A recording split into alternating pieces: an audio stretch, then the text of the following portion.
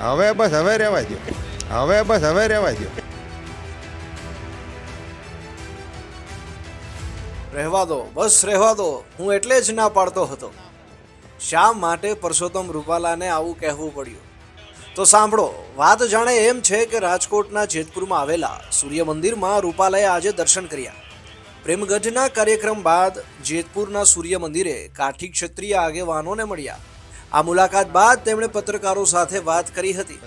તેવામાં એક પત્રકાર હજુ તો સવાલની શરૂઆત કરે ત્યાં જ તેઓને અધવચ્ચેથી જ થોભાવી દીધા. જુઓ રૂપાલાએ શું કહ્યું. રામ રામ. આજે ભાગવત સપ્તાહ નિમિત્તે મારે પ્રેમગઢ મુકામે જવાનું થયું હતું. ભાગવત સપ્તાહની અંદર વ્યાસપીઠના આશીર્વાદ લઈ અને અમે પરત આવતા હતા. કાઠી સમાજના આગેવાનોએ, ખાસ કરીને અમારા વલ્કુભાઈ અને કનુભાઈએ, આજે સૂર્ય ઉપાસનાનો સમાજનો ખૂબ મોટો પર્વ હોય છે.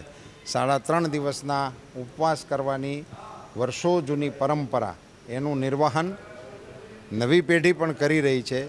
એવા સમયે સૂર્ય મંદિરની બાજુમાંથી હું પસાર થઈ રહ્યો છું તો મને સૂર્યદાદાના આશીર્વાદ અને ઉપવાસીઓની સાથે રામ રામ કરવા માટેનો અવસર આપ્યો. બધાનો આભાર. જય સૂર્યદેવ. હવે બસ હવે રહેવા દો. એ એટલા હાટું ના પાડે, મને ખબર હોય. જોયું ને, પત્રકારે જ્યારે અમરેલીના નારણ કાછડિયાને લઈને પ્રશ્ન કર્યો ત્યારે રૂપાલા રીતસર જવાબ ટાળીને આગળ ચાલવા લાગ્યા.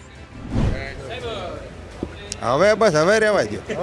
એ એટલા હાટું ના પાડે, મને ખબર હોય.